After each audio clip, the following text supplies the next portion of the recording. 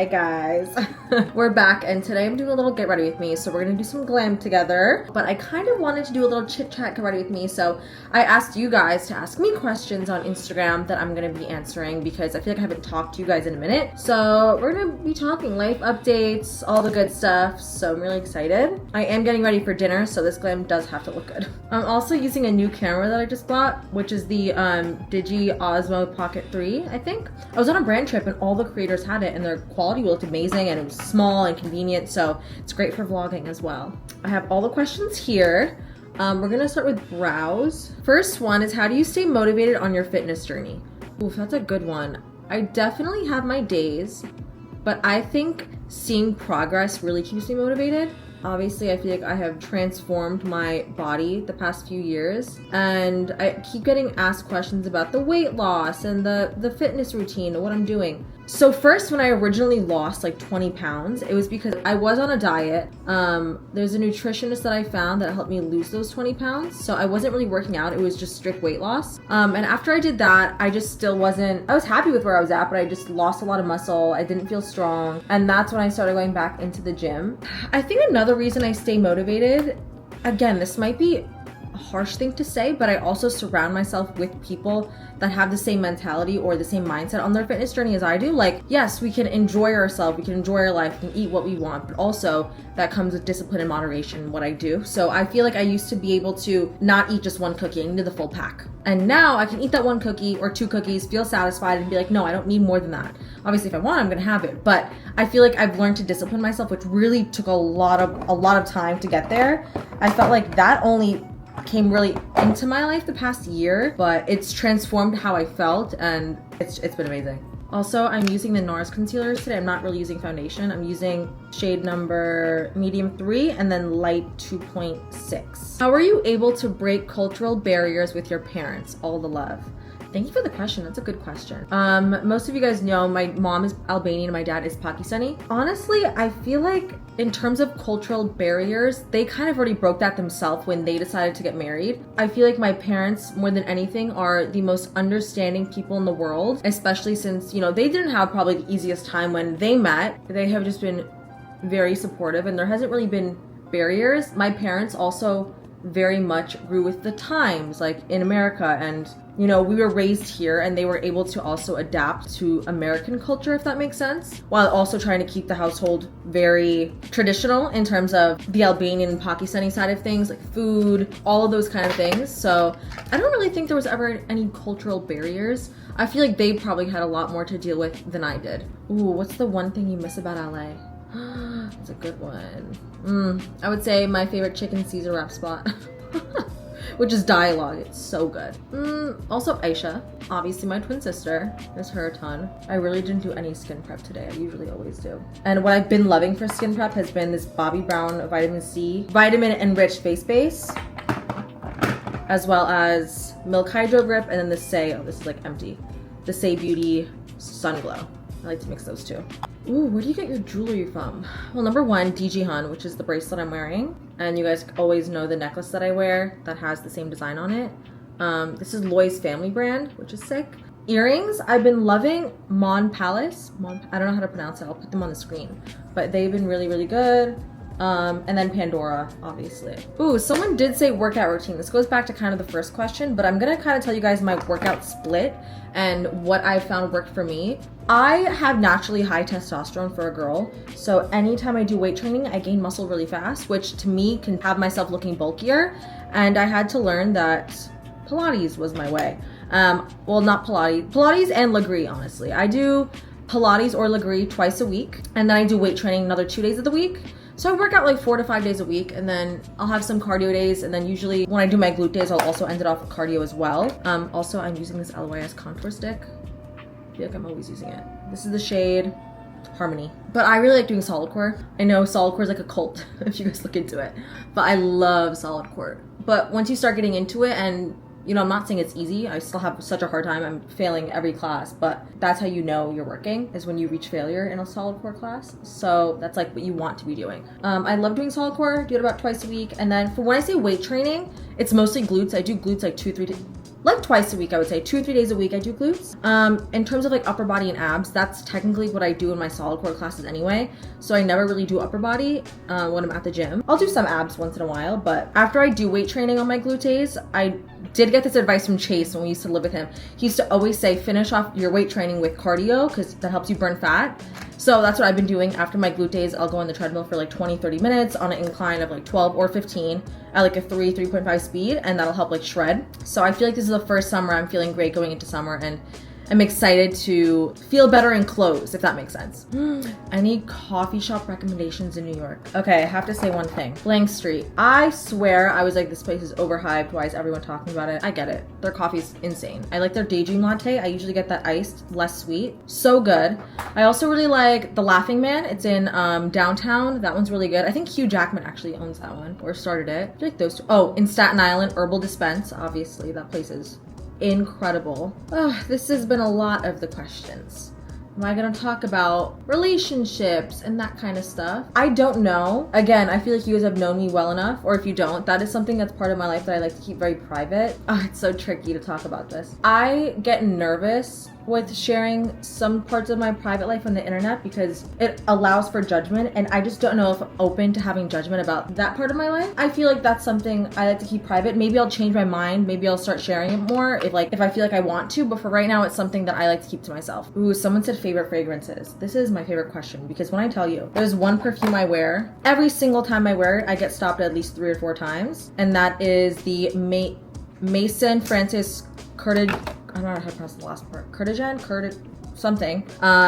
Their Oud Satin Mousse. With the extrait, yes, it is really pricey, but I'm telling you, people smell it. I would also say Melma Paris. I'm actually wearing their thing right now. They have one called Marfa. I love that one. Another question was asking about favorite skincare products under makeup. I actually really want to try POV, which is Michaela's brand, because it's meant to be skincare for makeup. I like the Rhode line. Everything Rhode is pretty good. Glow Recipe. I think Glow Recipe has some of the best skin prep. I love their sunscreen. I love this thing, the Glow Hue Drops. And I also have that pink bottle. It's like this, it's like a liquid toner. That's my favorite under makeup. My skin is so glowy when I use that thing. I would say Glow Recipe, Rhode, some of my favorite for skin prep for makeup. How did you make the decision of moving to New York?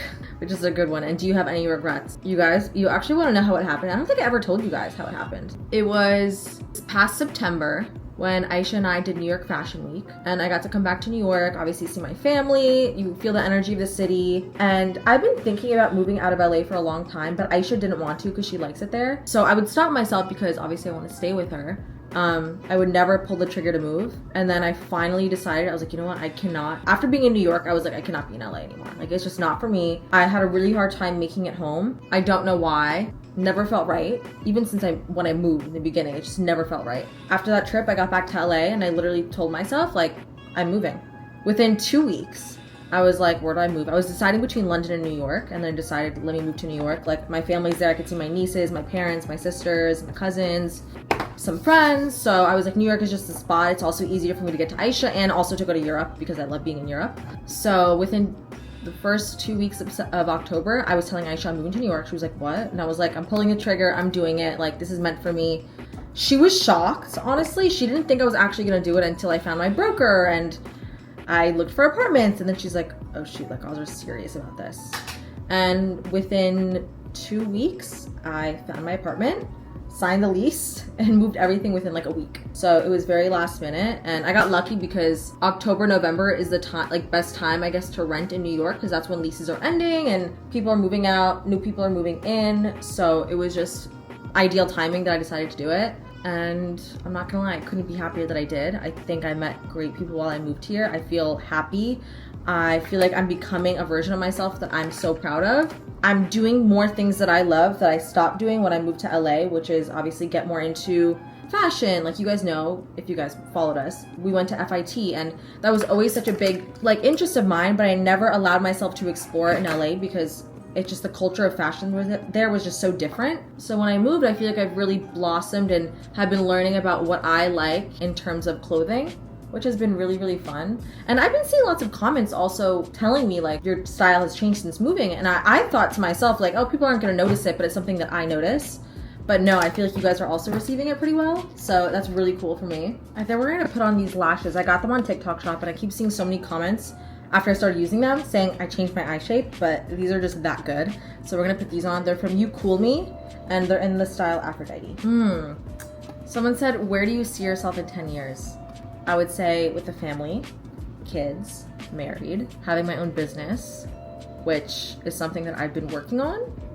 I'm not gonna give much away. Has been in the works for a long time now. I feel like I just keep going back and forth on decision making, but it's really exciting. But 10 years, married, kids, and just being happy, living with my family. I think social media will still always be a huge part of my life. I always go back and forth with when I have kids, like, do I want to share that with the internet, you know? Because I see mixed things. Like, I also love watching that kind of content, but also, like, there's the other side where it could be, like, exploiting your kids. So I genuinely, like, I'm so torn. I just know when that part of my life happens, it's going to be very interesting. But yeah, 10 years, having my own business, having a family, traveling. Obviously, I do get to travel now as well, which I'm so lucky I get to do. Someone said, this one kind of made me laugh. Someone said, how did you stay so confident? Can I be honest? I faked it. That probably sounds so bad to say, but it's honest. I think when they say fake it till you make it, in that context is true. Fake your confidence in the beginning. It's gonna feel awkward, it's gonna feel weird. It did for me at least. I'm just like, I'm pretending I have this confidence and I really don't. The more you do it, the more you start to believe it. And I think that slowly you start to become that version of yourself that you were kind of imagining and playing. I don't know. And I think confidence obviously comes with time and growing up. I think when you're a teen or your early 20s, it's so easy to compare yourself to everyone. Guys, everything you see on not everything, but mostly what you're seeing on social media is fake. Even this video, it's real, but can I cut out the parts where I'm stuttering? Can I cut out the parts where there was something in my face? Yes, like everyone online likes to show, most of the time, like to show their best version of themselves, which is why it's really refreshing when people get vulnerable on camera. I did for a while, and then I kind of get anxiety about getting vulnerable, but I want to share that more with you guys. I just think confidence, like, it was probably so much easier back in the day when social media wasn't a thing, because you're not constantly looking at the next really pretty girl on your explore page. It's just people in real life. And obviously nowadays with the extent of what like cosmetic procedures go, it's just like you never know anymore. Just not comparing yourself to the next person. It's so easy to. I still do. I know I say it and like every girl says don't compare yourself, because we all do. Like, I guess just minimizing it or catching yourself when you're doing it and realizing, let me turn my phone off, let me go outside, let me get a breather. While we're letting that dry, there's another really good question that I saw. What has been the thing that has made you healthier physically and mentally? Genuinely, who you surround yourself with. Your skin can tell, your body can tell, your mental state can tell. I think surrounding yourself with people that make you feel good is so important. If you feel iffy about someone, or if you have a gut feeling, always trust it. There's one thing I learned from a neurosurgeon, actually. I met her somewhere and she gave me like the best piece of advice. And we're talking about gut feelings. The reason you have a gut feeling is because your gut has more neurotransmitters than your brain, which means that your gut is technically more accurate than what your brain is telling you to do. Always trust your gut. Once I've learned that, haven't turned back, and I'm telling you, it's changed a lot about my physical and mental health. Oh my god, those lashes took me a second to get on. That's how the lashes look. Let's seal them. Gonna let the lashes dry, do lips, and then we'll go back to the lashes. High and low of your NYC move so far. I would say high has been the people that I've been meeting and being closer to my family. Also for lips, I'm using Anastasia Beverly Hills in Muted Mauve. And lows, I guess the hardest part is being away from Aisha. That has not been, not that it's been necessarily like really hard. It's just weird. I'm so used to having her in my presence 24/7. So it's just been an adjustment. We're actually gonna go in a little bit with the Limitless Brown from Makeup Forever as well. Someone said travel plans. You guys know we do our big Euro summer every year, but this year we haven't planned it yet. We're still in the process of it, but it's gonna happen.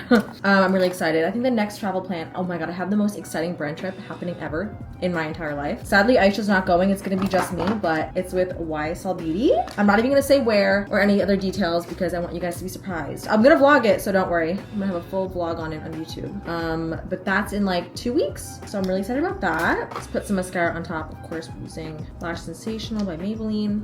Any other travel plans though? Not really. Things usually come up very last minute, so it's always a very hectic thing.